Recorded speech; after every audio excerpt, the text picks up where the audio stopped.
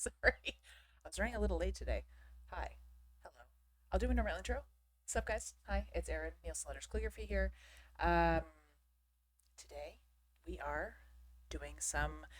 We're first of all, we're our second to last um, lesson today. Sorry, I'm having my little this guy, which is supposed to go in front of my mic right here, kept messing with me, which is one of the reasons why I was a little bit running a little late today. So hold on, let me just try and fix this. 1 second. I just didn't want to leave my like starting soon thing. This is what happens when you do things live on the internet. Sometimes things happen.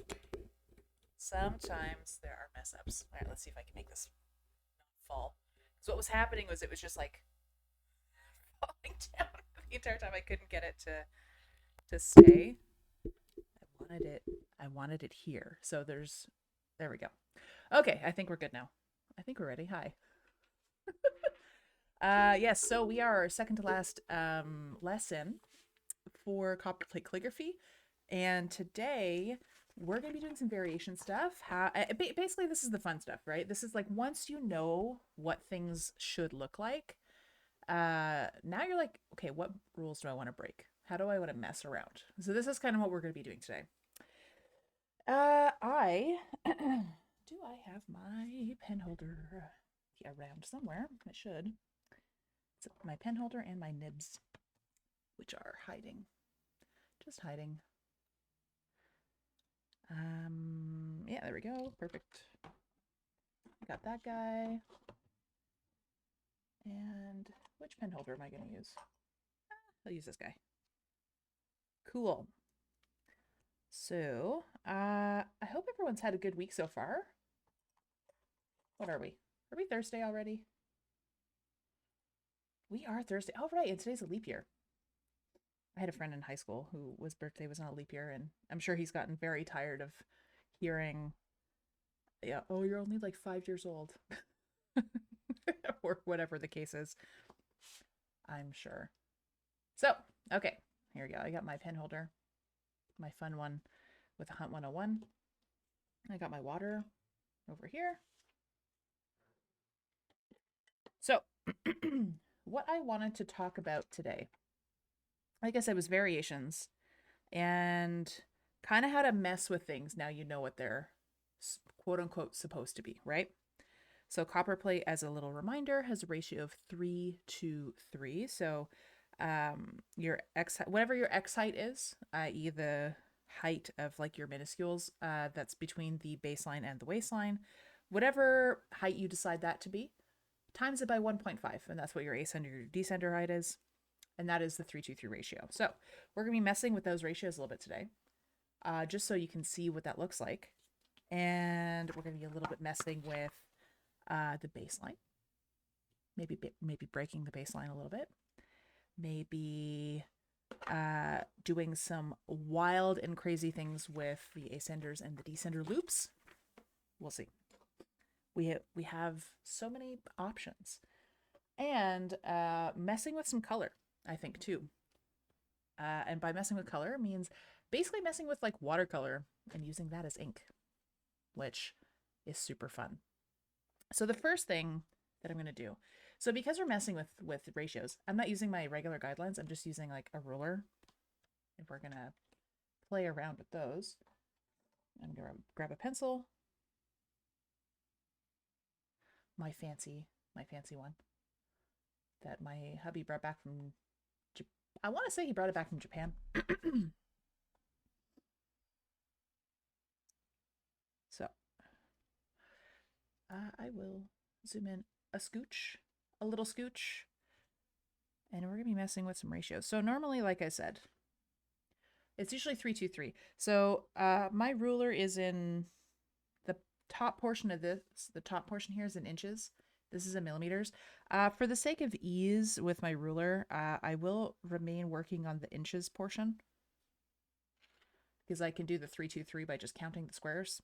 So there's 2 squares in here, which is 1, 2, 3, 2/8, so a quarter inch, I guess. Can you tell I don't usually use inches? I usually do use millimeters, but it's for ease because of just the way my ruler is set up. We'll do that. And then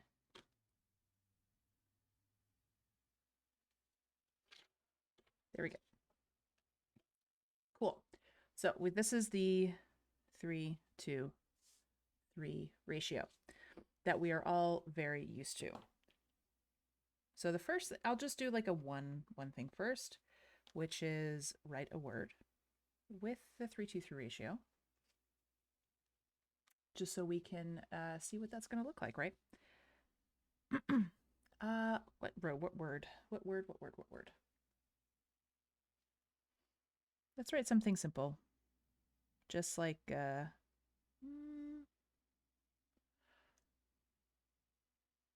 know what? I usually I write my city name. So I'm going to write Montreal.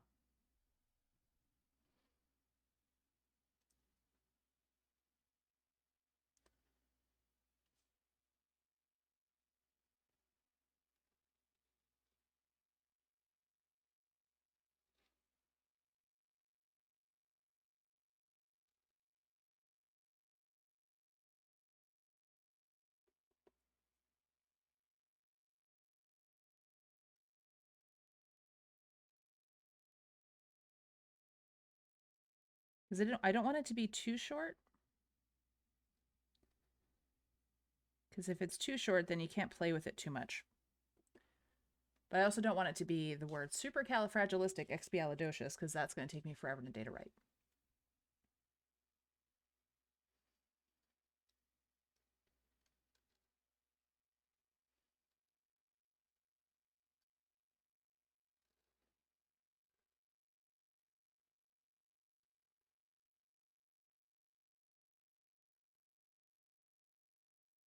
Okay. Not too shabby. Not too shabby. I could do better, but we're good for now. So this is, your basic, your basic, right? Pretty basic. And now let's say you want to make it look a little different. You want to mess with the ratios a little. Maybe you want to do 1:1:1, which means you're here and here and here are all going to be equal to each other.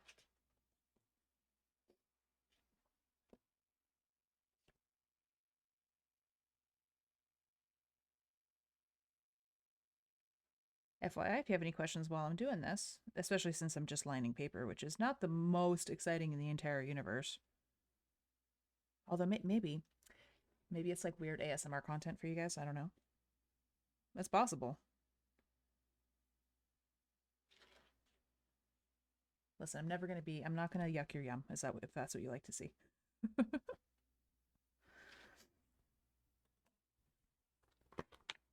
right. So this is 1:1:1. We're all at, what did I say this is? 1/4 inch, I think. It's a quilting ruler, so if anyone has this and can feel free to correct my ratio on that, or not the ratio, the actual size. Okay, perfect. All right, so this is our baseline and our waistline, and our ascender height are here. This is the descender height.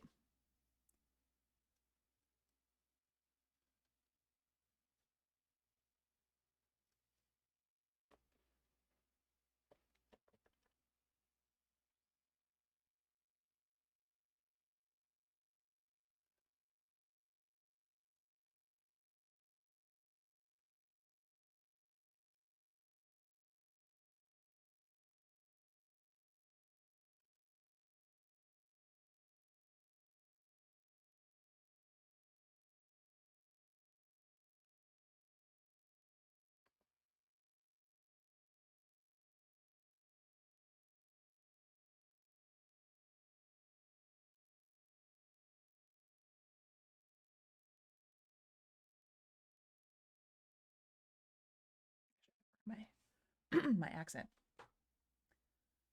So right here, you get, even though the X height here is the same, because this is shrunk down, it kind of gets a bit of a different vibe, a little bit of a different feel, right? And you can you can mess with this a lot, right? Like, don't be shy. If you're trying to perfect the 3-2-3 ratio and getting that like used to that, I totally get it. But also sometimes it's fun to just kind of be like, what will it look like if I do something different? What is that? What does that mean? And I always want to encourage experimentation. A little exploration is always fun. Figuring out what looks fun to you, what looks nice to you. It's all part of it, right? Which I think sometimes people forget. Sometimes I think people take calligraphy so seriously. And I'm like, guys, it's like, while I understand, it is a serious business, but also, like, sometimes people just want to mess around. They just want to play with things.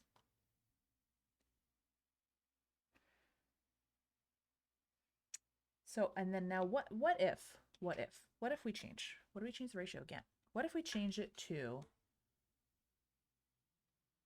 2-3-2, right? What if the X height is basically what the ascender height is up here? And like, what if we swap them? What would that look like?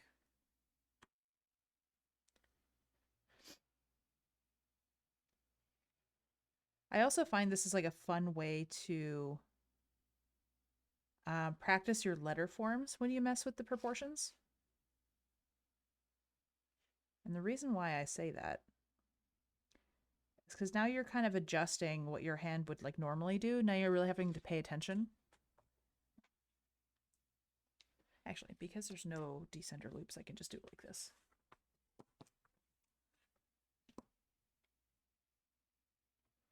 All right, let's see what this looks like.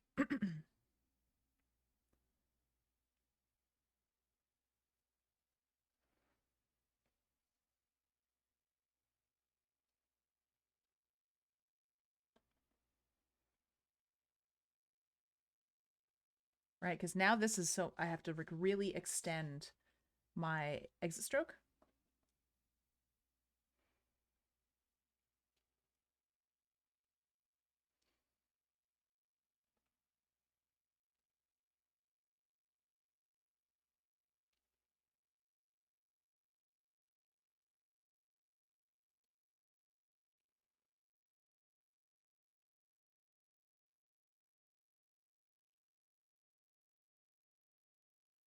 And also when I find when you start working this big too, the shapes kind of change a little bit, right?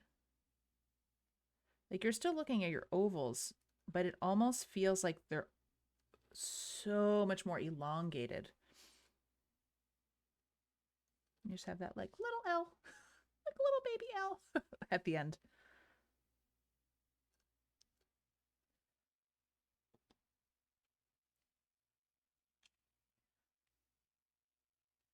So now you have like three different versions, right? So you got the 3-2-3, the 1-1-1, and then the it would be 2-3-2, but I didn't put the ascender loop because there is no ascender loop in the word Montreal. So you have two. So yeah, you have like two extra variations on that one. That's kind of fun. That's kind of cool.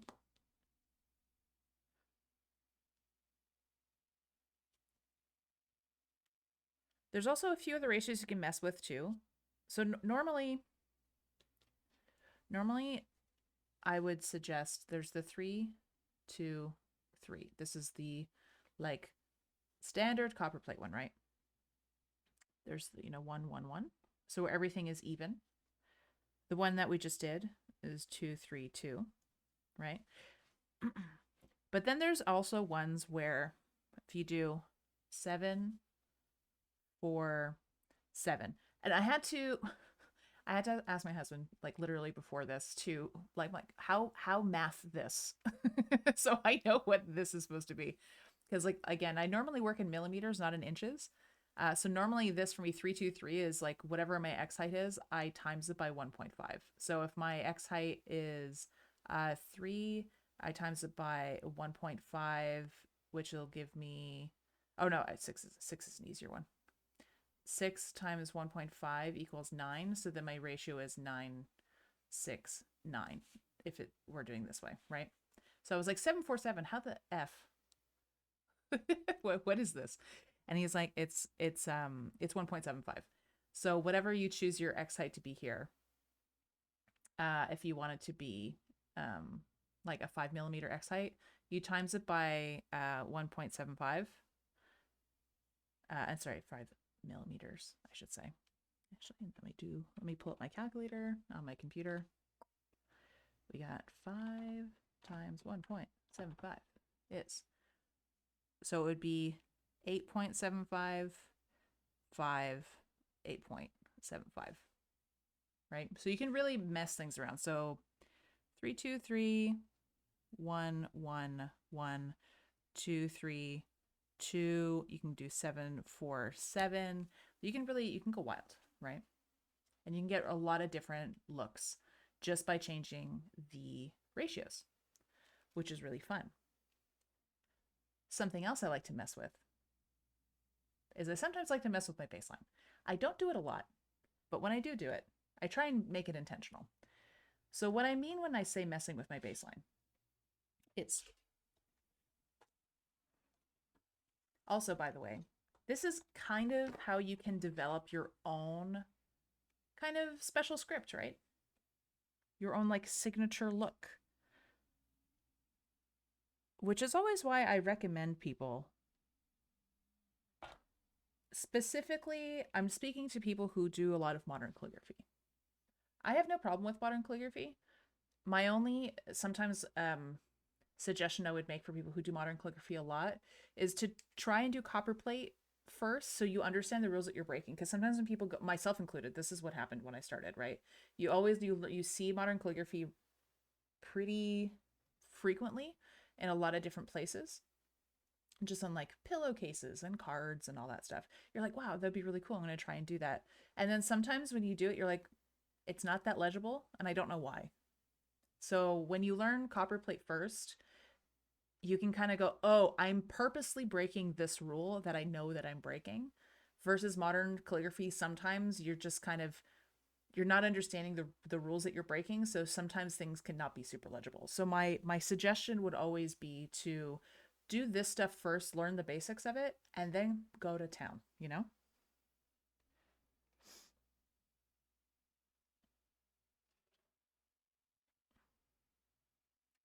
So I'll go right back to that 3-2-3 ratio. We'll start here, right? And when I say messing with the baseline, you can see it's still straight here, right? I'm not making it crooked. But what I am going to do is I'm going to break the baseline, but I'm going to break it specifically in very specific spots. So I'm going to have my M for Montreal.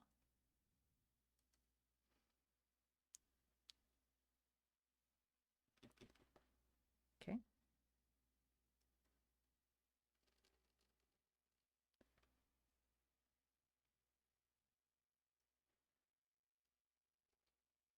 And I'm breaking the baseline there.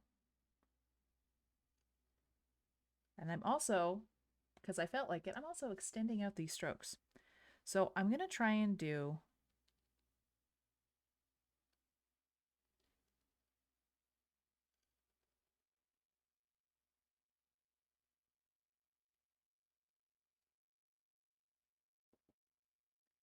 something like this.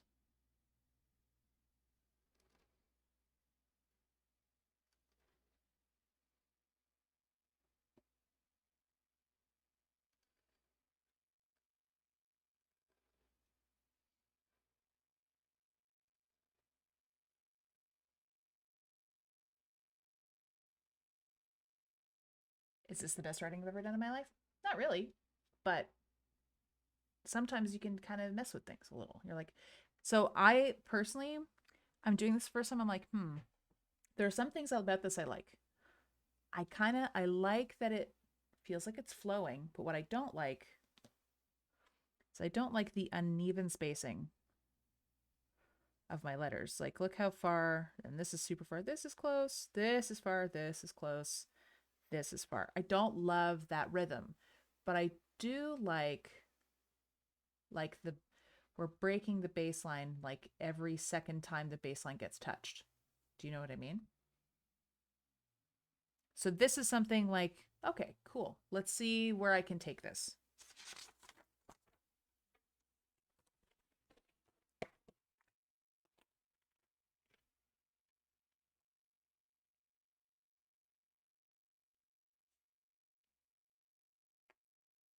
You're going to see a lot of what I'm doing today is just like putting lines on paper.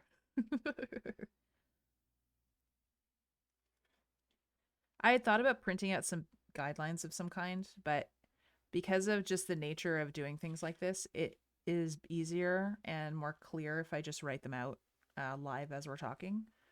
Because if I think of something as we go, I want to be able to just write it instead of going, oh, where's that guideline sheet that I had made for blah, blah, blah. Just easier to measure it. Okay, so if I have, this is dry, right?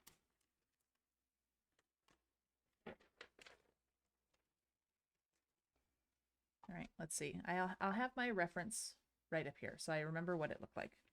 And I'll try to remember what I liked about it versus what I didn't like about it.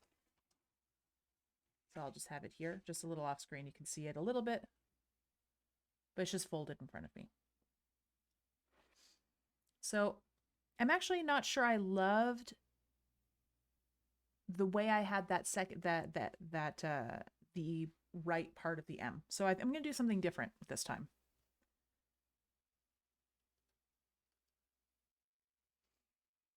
Okay, get that first stroke, second stroke, third stroke, and I'm just going to do this. I'm just going to break the baseline completely. Do a little swirl, right? Doesn't have to be this type of swirl. I'm going to do that I'm going to do it on purpose. And then I'm going to scoot the O right next to it still. And then I'm going to do the N. And the N I remembered I liked when I broke the baseline over here. So I'm going to go up. Okay, so I'm breaking the baseline there. This was good. And then I'm breaking the baseline again.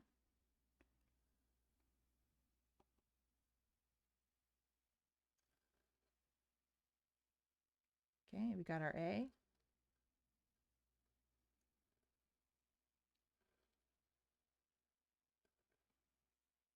So it's dancing a little bit. And I'm looking at this now and I'm going, something about this isn't exactly right. And I know exactly what it is. It's because I'm not breaking it, not breaking it, breaking it, not breaking it, breaking it, not breaking it, not breaking it, breaking it, not breaking it. You see what I mean? It's not a consistent pattern.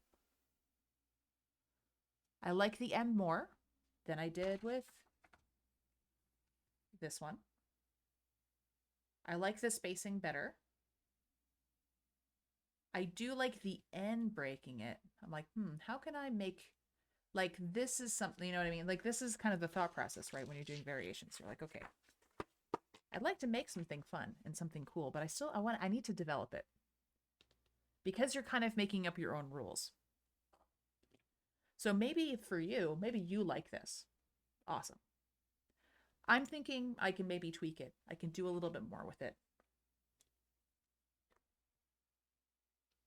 I can make it look fun, but maybe a little bit more tidy, you know? Maybe I want to change what the M looks like.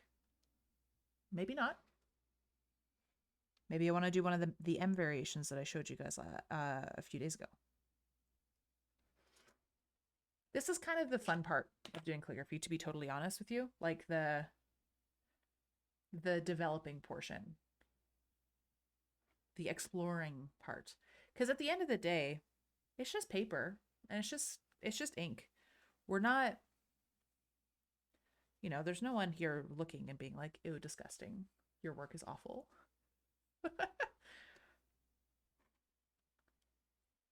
Okay, so actually let me do a little bit of a thing. Let me see. I'm medium with this one.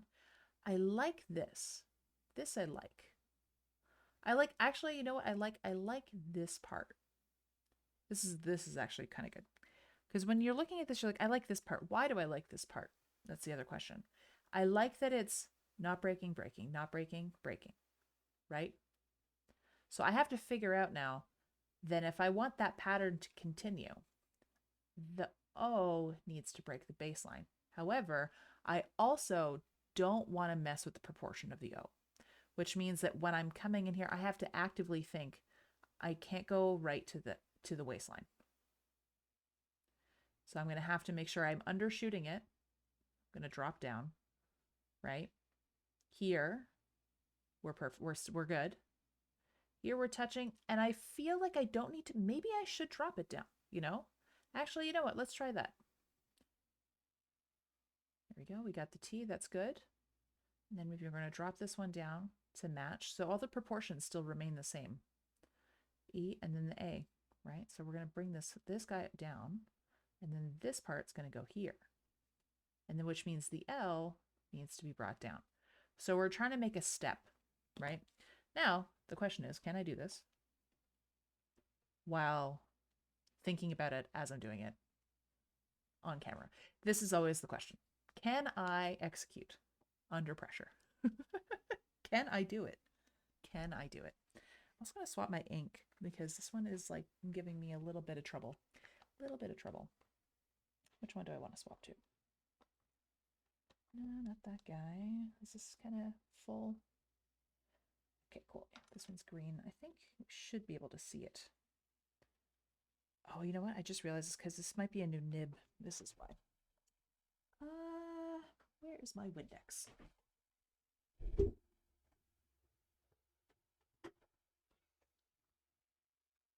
Trusty window cleaner. The rescue.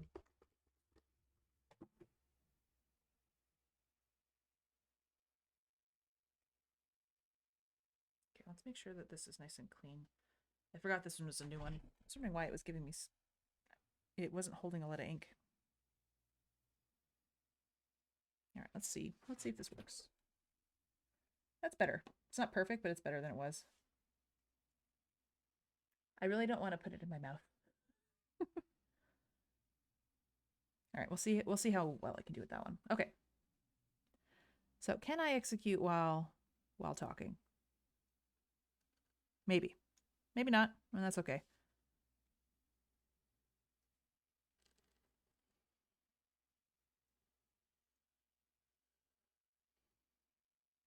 All right, so we have the M, which is not my best one I've ever done, but right now we're just exploring. So I'm not too mad at that. So the O, I'm going to remember not to go all the way up. I'm going to drop it down right here. This I'm going to go up.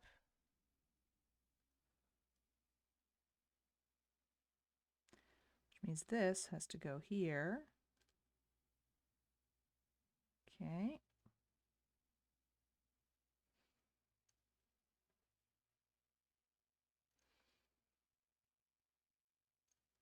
So I can do it, I just can't talk at the same time.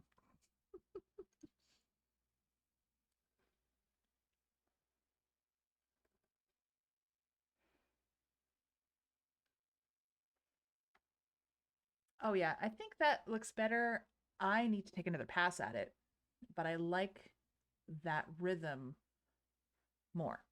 So how can I do another pass at this and make sure that I'm being consistent? Trusty ruler.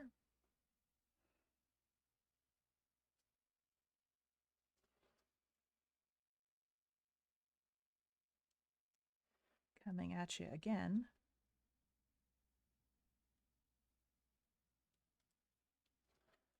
Cool. So I'm looking at this here and I'm like, I'm trying to constantly hit this line here, right? For these ones that are going lower. What if I just put that line here, right? And just give it a roundabout estimate that I'm kind of wanting it to be here. So I'm just going to add another line and maybe I'll just do dots. Like we're really just going for it today. We're just really going to make, you know, something unique. And I hope this kind of gives you permission that to play around. There is a woman that I took a class with during COVID, and I can never remember her last name. You know what I'm going to do? I'm going to drop her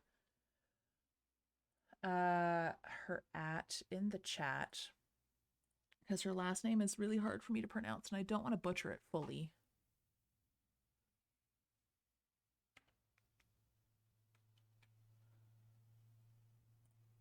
Okay. And I find her work so interesting. I find it incredibly interesting.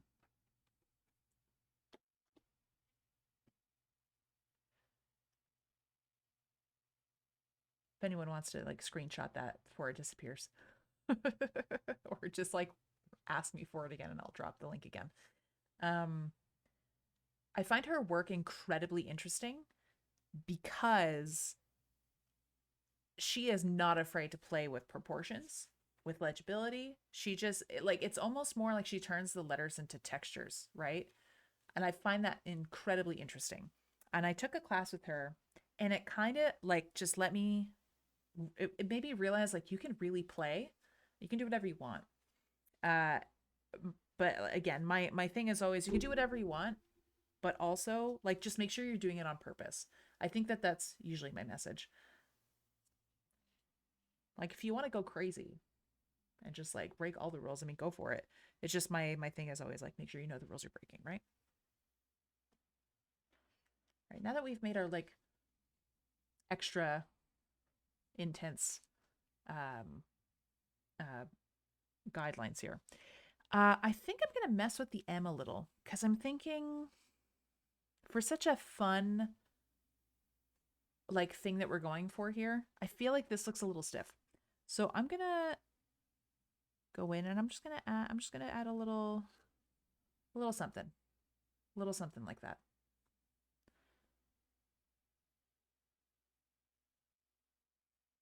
Just to give it a little zhuzh on the left instead of like stopping at the dot, you know, at the filled in dot. And then maybe I just do this instead. Maybe on this side, this is where the fun happens. Whereas under here, we're just going to keep it a little more simple, right? So if I'm remembering from up here, so the O is the one that's breaking the baseline, right? The N is going up all the way like normal. The compound curve here is breaking the baseline.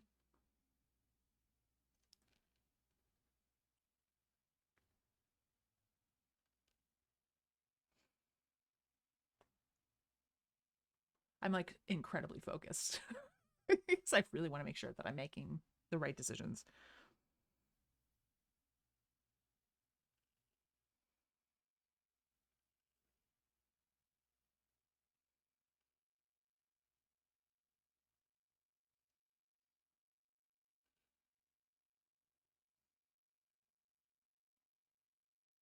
And there we go.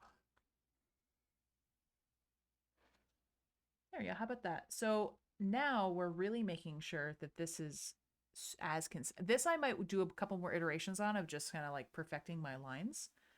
But let's see where we started from.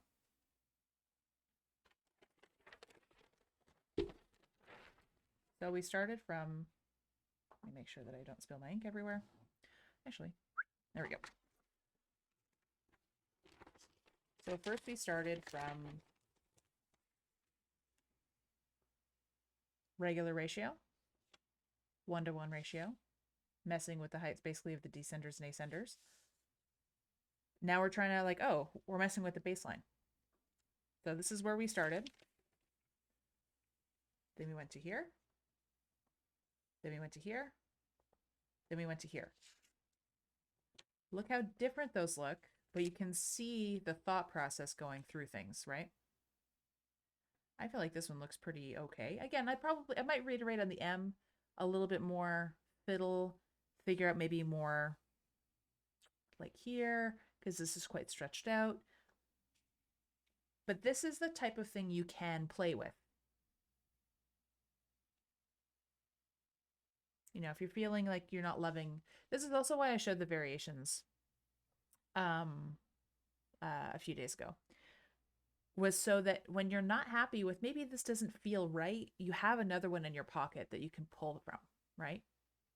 You have something else that you can refer to. You have another reference point, another letter that might look and feel a bit better for you, right? So this is something I like. I just play around with. I don't really like post about it. I just like kind of mess with things sometimes. I'm just like, what does this look like? What if I did this? What if I did that? Um, does anyone have any questions? I know there's a few people in chat right now. I know there's a few people watching. But if you have any questions about what you are seeing here, any clarifications,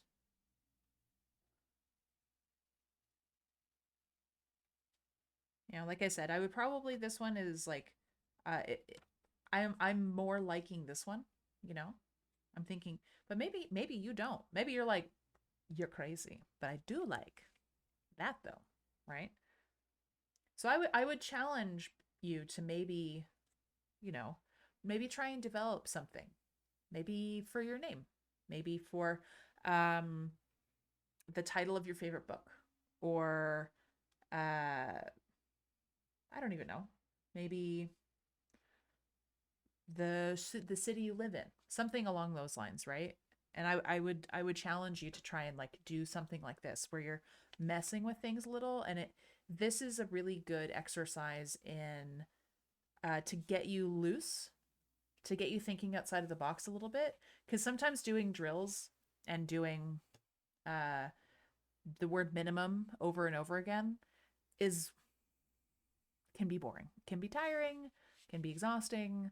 You're like, why am I doing this? This I feel like you can kind of be like, oh, what could I do? You know, you're working that muscle a little bit more. So we did the ratios, we did the baseline stuff. How about we do a little bit of messing with the ascenders and descender loops, right? Let's try that a little bit. I need a word that has ascender and descender loops, though. I'm not thinking of any off the top of my head. Something with like an L and a Y.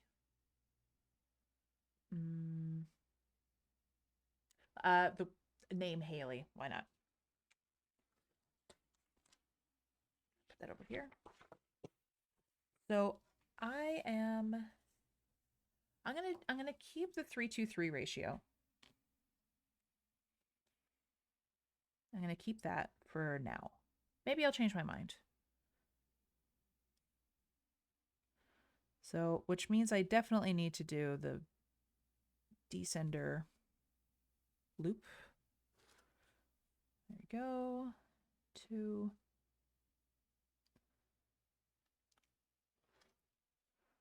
And then the one with 3.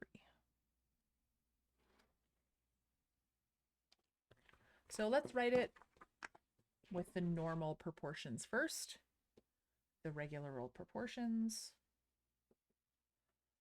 And I'll zoom in a little so you can see what my pen is doing.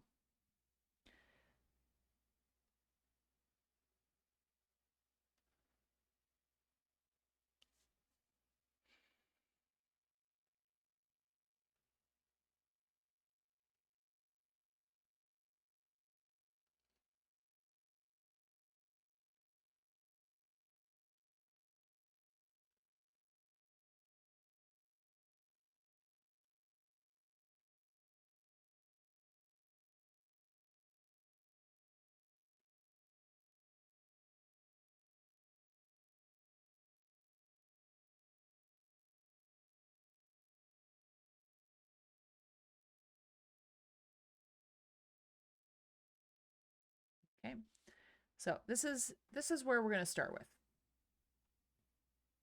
Haley, Hailey. So we have, you know, arguably a few things up in the ascender space, right?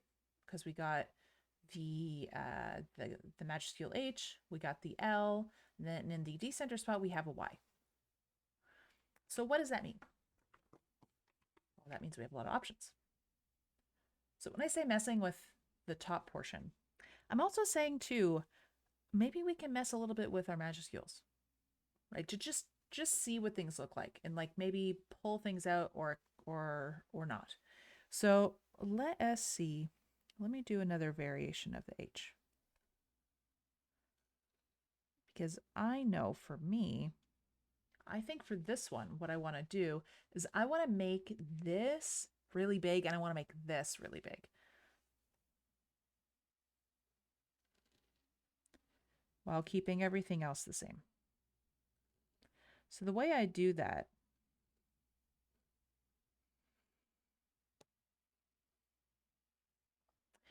is I won't do the loop right away. I'll just go here because it's hard to gauge how much space you're going to have up here right away until the word is done.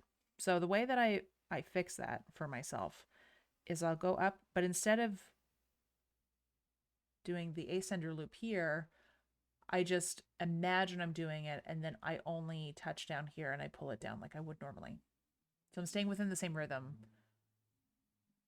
but I'm not actually doing this portion. And then with the Y, I'm going to do the same thing. I'm just going to do here, but I'm not actually going to do this bottom part yet.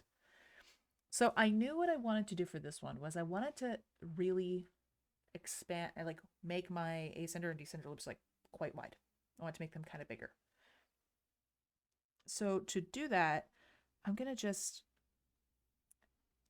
pretend I want to do some like big oval. So I'm going to do something like that. So I'm going to pull up and I'm just going to come back around. And I'm still keeping that oval motion in my head, right? So it's up, down, and around. Kind of like a shoe tie lace. And then for the Y, I'm thinking I want to keep it within the portion here, but I want to make this also a bit exaggerated, right? And for me, I think as I've mentioned before, for the Y and for the G, I usually make them not a square.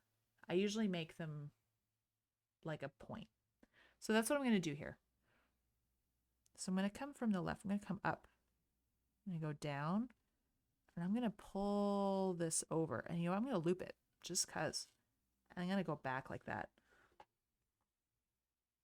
And all of a sudden I'm like, oh, that has like a little more personality, right? It has a little something extra. And this guy is still a little naked. The question is, do I want to do another big loop or do I want to keep it minimal? And I'm thinking I want to keep it minimal because on the bottom here, I already have like a pretty exaggerated oval here. Got another exaggerated oval. We got a couple over here going on. So maybe this guy, I'm just going to do a little compound curve. Just something like that. So from here to here, there's a clear difference between obviously what they look like, right? But it didn't take too much longer to do that. Just took a little more thought. I'm like, okay, what am I trying to do, right? You're always thinking about like, okay, what is the goal that I'm trying to reach? This is sometimes important if you are maybe designing something. Maybe you have a client commission.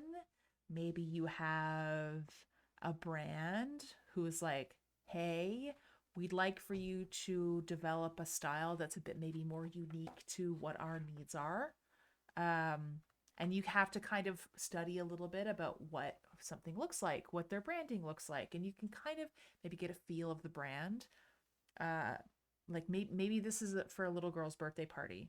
I wouldn't necessarily like a 9-year-old or something. I wouldn't necessarily choose something this. This feels very formal, which can be appropriate. But this maybe feels more like, oh, this is a bit more fun. It's a bit more open, a little more like why like I don't know, whimsical, I think might be the word I'm looking for. And now let's try and do the opposite. How would we like maybe interpret something that's maybe a little less whimsical? Maybe there wouldn't be loops on my ascenders and my descenders. What would that look like?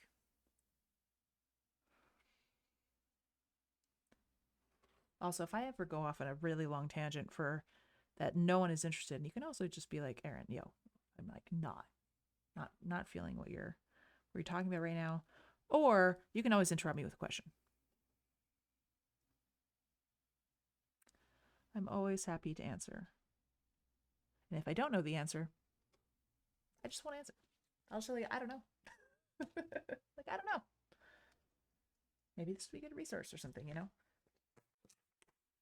Okay, so like I said, what would happen if I, like, this is like the standard one, more whimsical, maybe something a little more austere. I think I used that word correctly.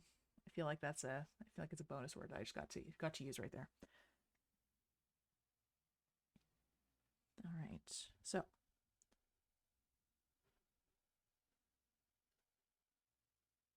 was my hat touching the mic? I think it was. That's what happens when you wear a hat indoors.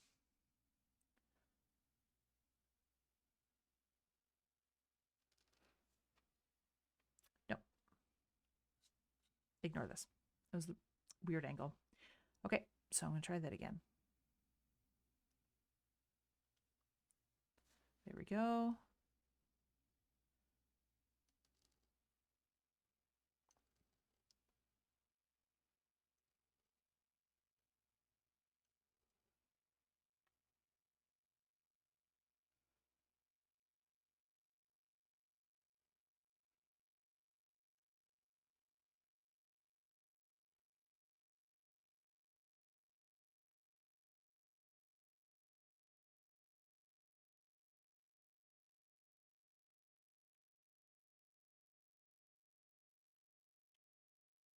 Then you have something like this, which instead of having the loops, we're just doing a decenter stroke. So a little bit of what I did here is decenter stroke. I lightened up here so I can do my turn. Same thing here. If I this stroke and this stroke should look a little closer together. They should look a little bit more similar. There we go. And then we're getting into the why that decenter loop. We're not looping. It's just a decenter stroke. So we're working on variations in that way. So you could also combine some of the other stuff we were doing. So this one is still 3-2-3. So are these. These ones we swap them. But maybe you want to do this one, the 2-3-2, but looking like this one, which has very little whimsy, let's say. You know what? Let's try that. Let's see what that looks like.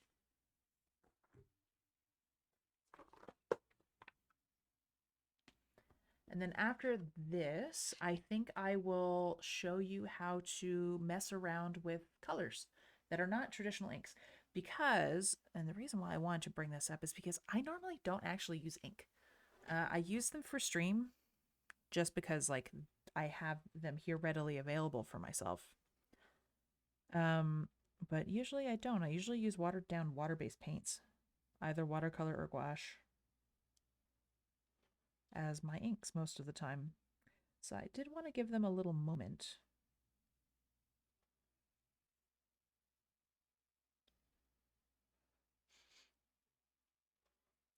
I did want to give them a moment. So we're going to do the same style of writing here, but with a totally different proportion. And we're going to see what that looks like. Maybe it's great, maybe not so great. We're going to see.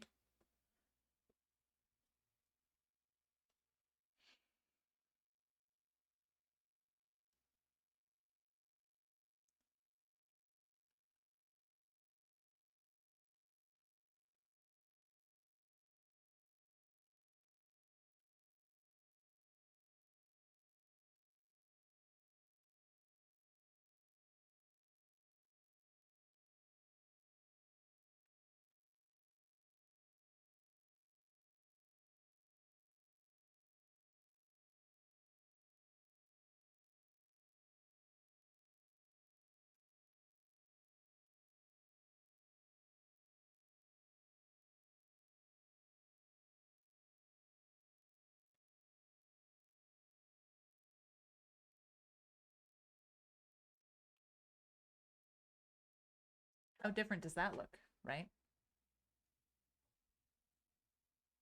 And something else too, as I was writing, very focused on my strokes, that I was thinking too is this is actually a really fun one to do because your excite's really big. So it can be really like a fun exercise to do instead of working really small all the time. And I think that this looks really cool. I think this is a really fun one.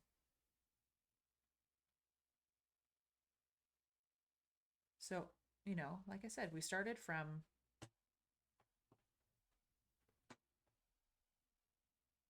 standard, traditional, this guy, more whimsical, a little more austere, even more austere, a little bit.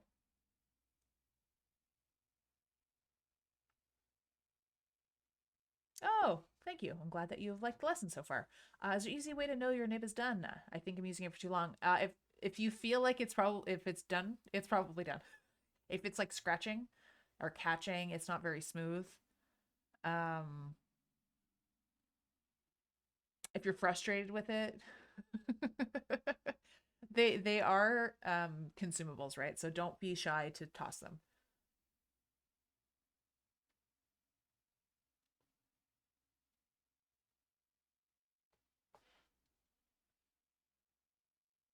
Is yours being very scratchy? Catching on the paper, perhaps?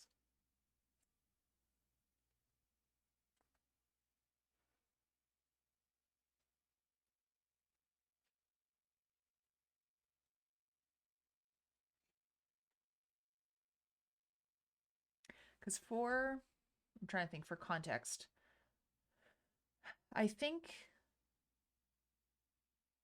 one of the nibs mm, in our lessons, I think I've probably gone through five, maybe four ish. And I'm not doing it for that long. Oh, cool. Oh, cool. Still learning what kind you like. That's cool. Are you using a Hunt 101, a Zebra G, Nico G, EF Principle, something totally different?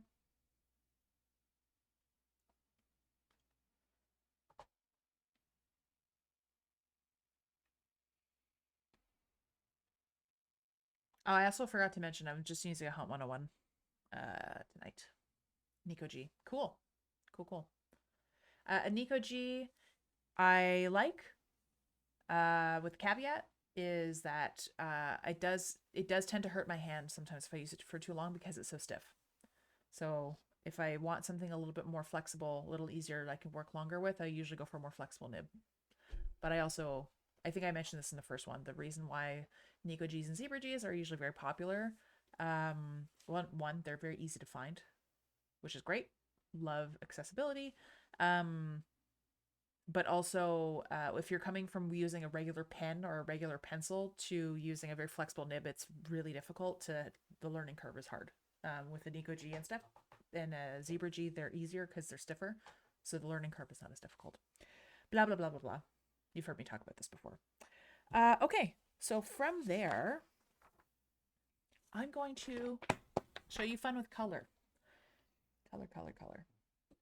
And I'm going to use, I have a really, this is just like a kind of a good, better quality watercolor palette. You don't need something this fancy, okay? I just had this in my stuff that I pulled out.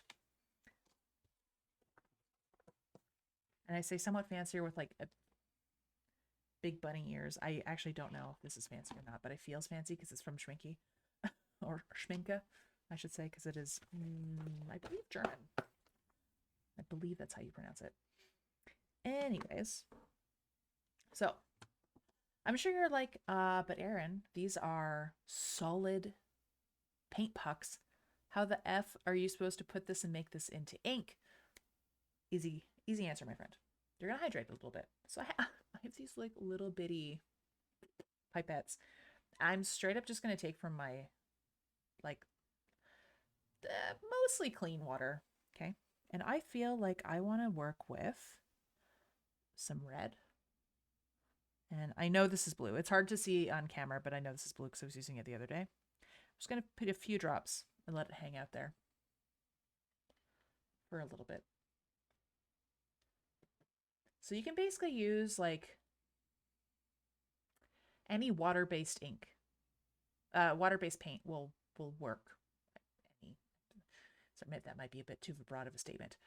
Watercolor, like semi high-ish end, well, I know works. I've used them, like a Cotman or Winsor Newton, like the tubes, which are like a paste. Schminke, these kind of pucks work good, but this is watercolor too. Any kind of gouache.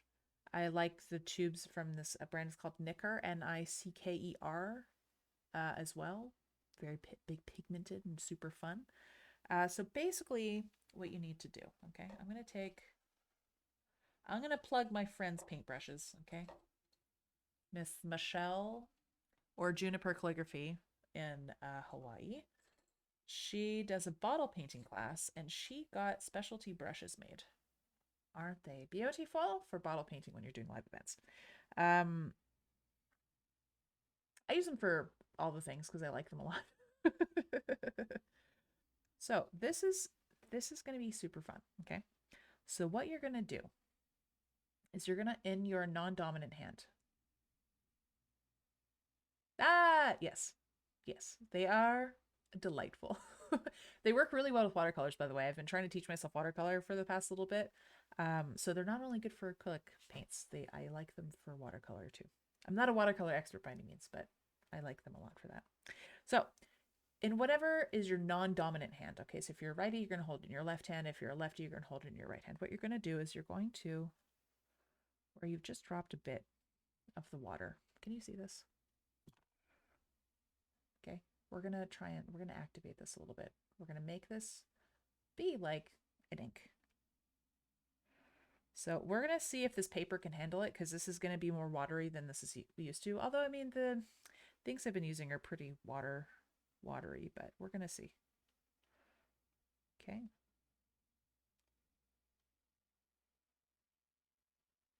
I'm just going to rinse this off.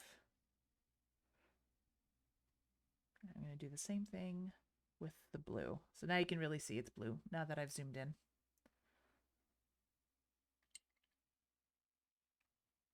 Okay.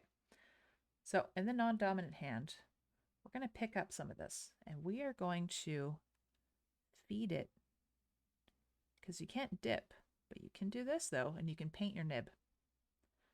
Okay. And it needs to be somewhat watery. It needs to be like ink consistency, right? Otherwise it's not going to flow. Okay. And I have no lines on my page, but I'm just going to do a little tester. There we go. Now, all of a sudden, red ink, right? Even though this is paint.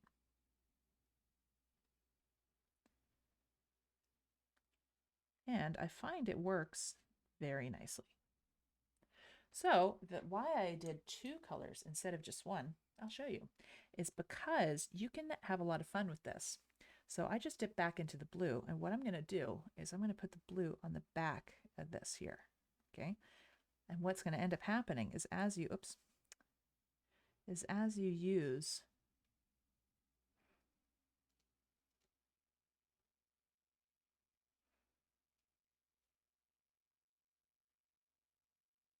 the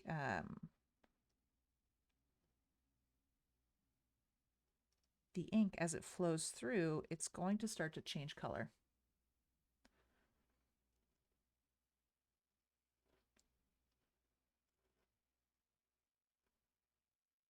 And you're going to get a nice gradient, a nice little ombre feel. I don't know how well you can see that on camera, but it's definitely more red there, and it goes into more like purpley blue. There are so many possibilities that you can do with this. Get a really long word. You know, you can go wild with all the colors you can add. Let's do I have a straight clean water around here somewhere? I think I must. I must. Yes.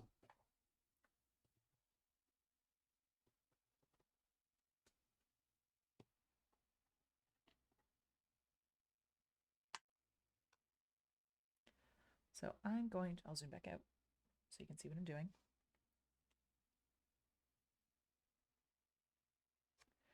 And I think I want a more of a bright color.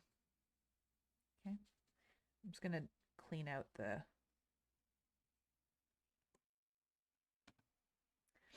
I was messing with these yesterday, so there's some leftover color from when I was making some stuff, trying to make some color combinations.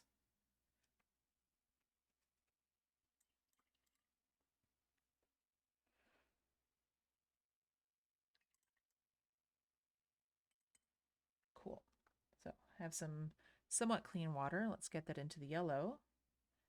And the red is still, let's go, this one's a bit more of an orangey red. Okay. I'm going to give it a second just so it can hydrate a bit.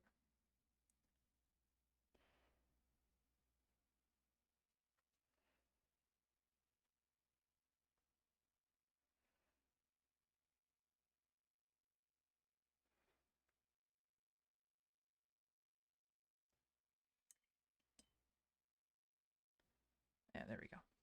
I wanted that to be as bright as I could get it because I want to do something fun.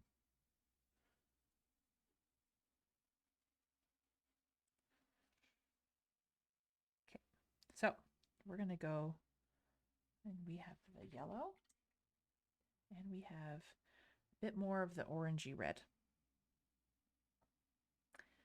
I don't remember which color this is actually called, but it's actually showing up pretty accurate on the screen, which makes me happy. Okay, so let's try this again. Let me zoom in.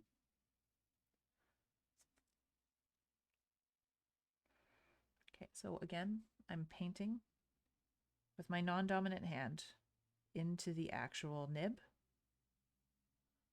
Okay.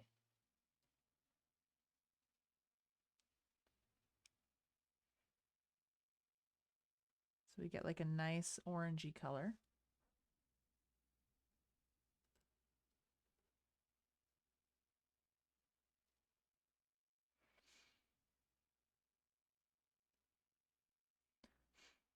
I'm also surprised I'm writing relatively straight, considering there are no lines on this page.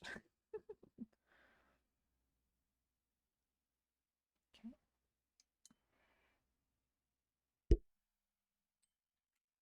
Now I'm going to pick up that yellow.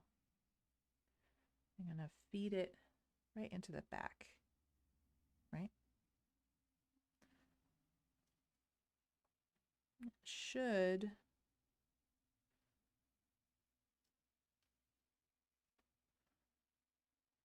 start to flow through.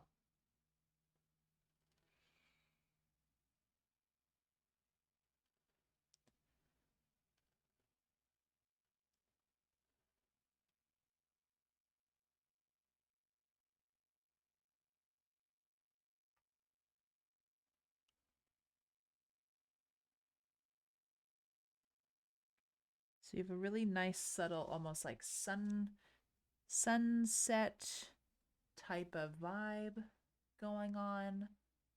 You know, we're getting a nice little ombre, subtle, very cute, very fun.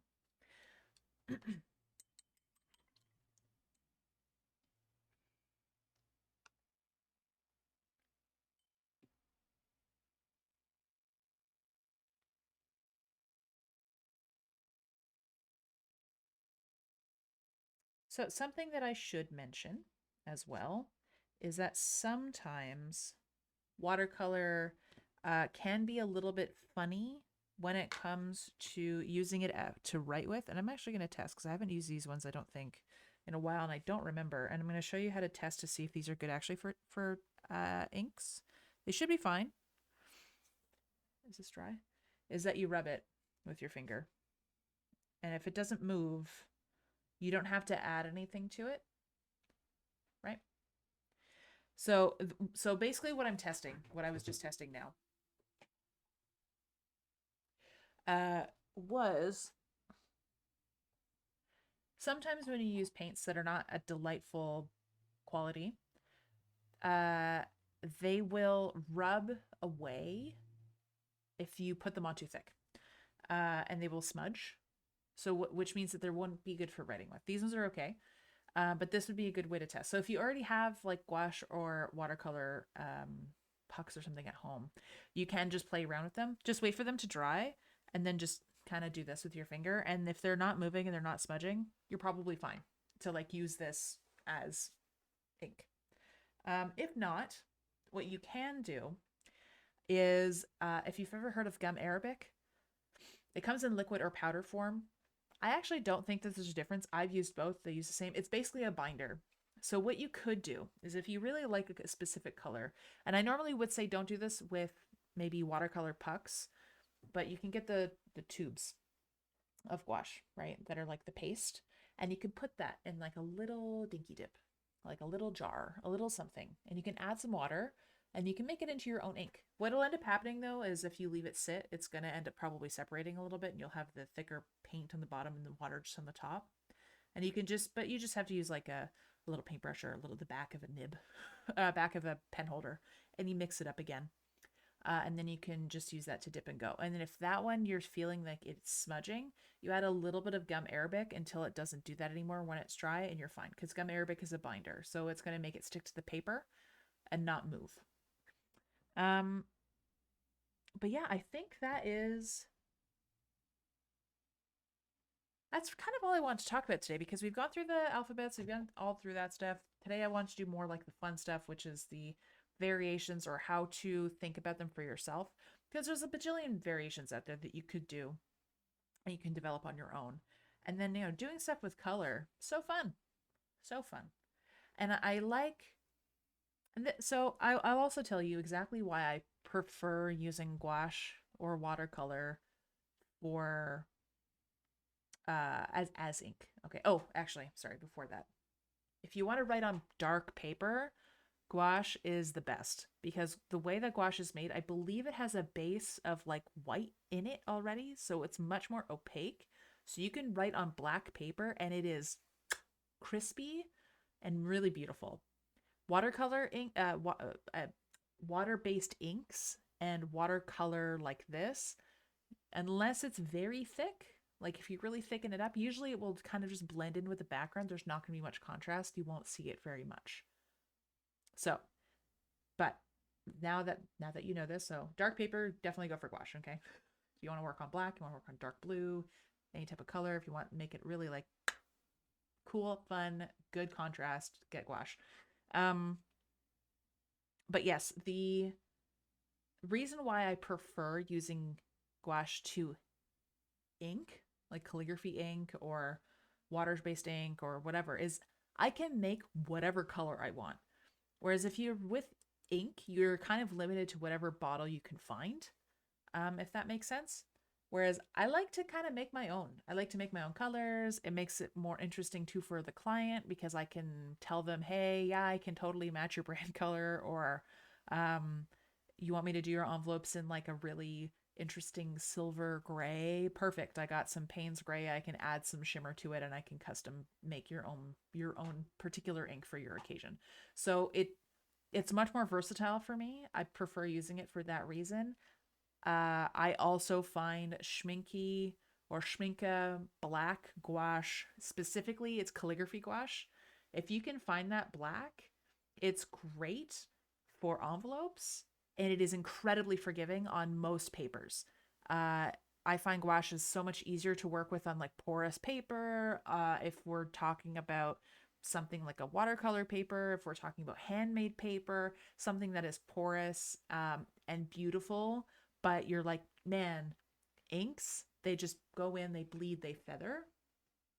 And like, it almost like kind of makes you not want to use the paper, right? Because you're like, oh, I can't write on it. You can if you use gouache because you can control the liquidity, no, the runniness. It's not very scientific, but you can control how, I guess, how thick it is. And it is so tried and true for me. It's the one because sometimes, so if you don't know this already about me, I do live calligraphy a lot, usually working in stores, and sometimes like the client won't give me paper samples before I arrive. So I just have to make sure I have something with me that I know is going to work. And I always bring gouache with me. I almost never use ink because it just it's too much of a toss up if it's going to be okay or not. Whereas gouache is just like, I know it's going to work. It doesn't matter what paper they give me. I can make this work. You're good. I can mix the proper like ratio of water to this thing. And I can, no, I know I can make it work. So that's my little, thing. It doesn't also need to be the Schminke one. It's just the one that I prefer, and they do one specifically for like calligraphers. So if that's something, they are a bit expensive. It's $20 a tube, but I've had I use it a lot. I had a tube. I only recently had to replace it. I think I've had it for like 5 years. So it's like a decent amount up front, but like when it lasts that long, like I find it worth it. But yes. Okay. I think that's enough of hearing me just kind of rant on and on about whatever's in my brain. Um, so our next and last lesson, that's crazy, is next Monday. So it's gonna be probably slow writing. I will I've been running a Q&A every couple of days on my Instagram, so I've been collecting questions from people so I can answer them there. And if there's anything from anyone who's been following along, who's been doing homework and has questions very specific, they can ask me. But mostly it's going to be a bit more of like slow, steady, practicing what we've learned.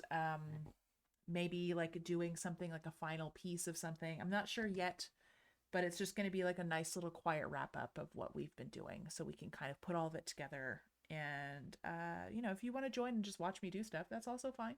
But like I said, I've been collecting questions from people on Instagram. I've been running like a little Q&A, those little things on there, for people to submit things for that on Monday. And then that'll be that. And it'll be 11 lessons. Look at us go. I'm so proud of us. If there's nothing else, I will end the stream here. If you are watching this on YouTube, hi. If you want to follow me on all the things, the link will be in the description below, or if you're on Discord, it's in the about section of me, or just follow the Nielsen letter stuff that I have down here. Cool. I hope that you have a great rest of your week. Have an excellent weekend, and I'll see you on Monday.